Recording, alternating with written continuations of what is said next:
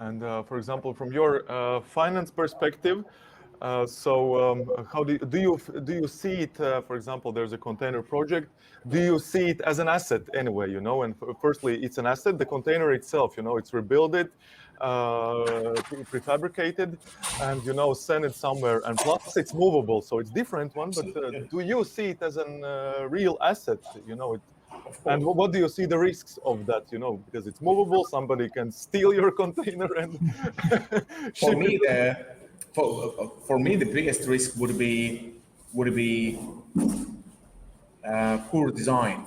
And what I mean by poor design, I mean poor usability and kind of how to say interoperability in a way that it's kind of the container is only good for this particular location for this particular usage. The more kind of interchangeable it is, the more valuable it is, and it all comes down to the good design in the end, right? But I think it's a great asset.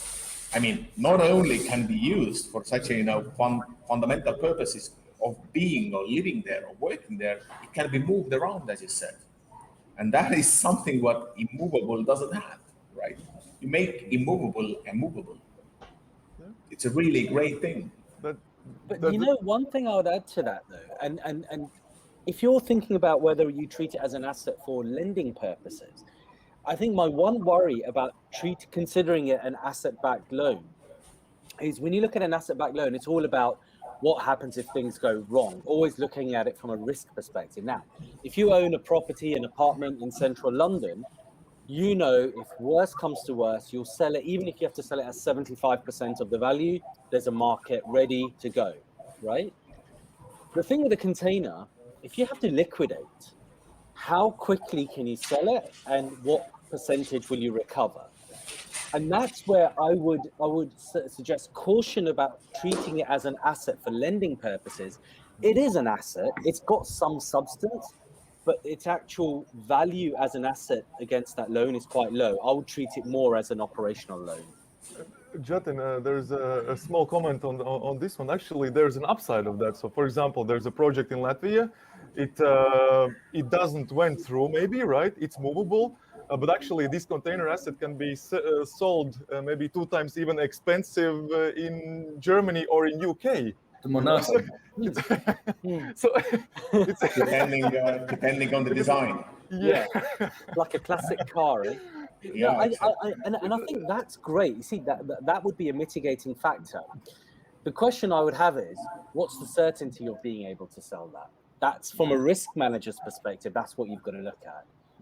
And actually, I agree with you. I mean, if you imagine the time it also takes to build these things and so on, you've got a finished product. So maybe you look at it as, I'll give it a 50% loan to value as an asset. Not 60, not 70, 50, maybe 40.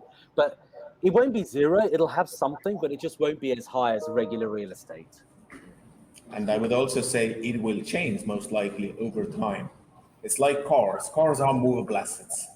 And there is a market price for them. So containers will evolve most likely over time, but maybe not in the beginning.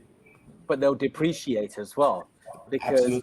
After 5 years, does somebody want to buy your one or do they want to buy a brand new one, right? Yeah, but what's the lifetime of such container? I don't know. It's quite long. It's more questions to the colleagues or Peter, but I think it's, I don't want to, let's check the information, but I think he told 20, 30 years. Something, because container is built for from special steel, for that kind of purposes. So Stormy wants, yeah.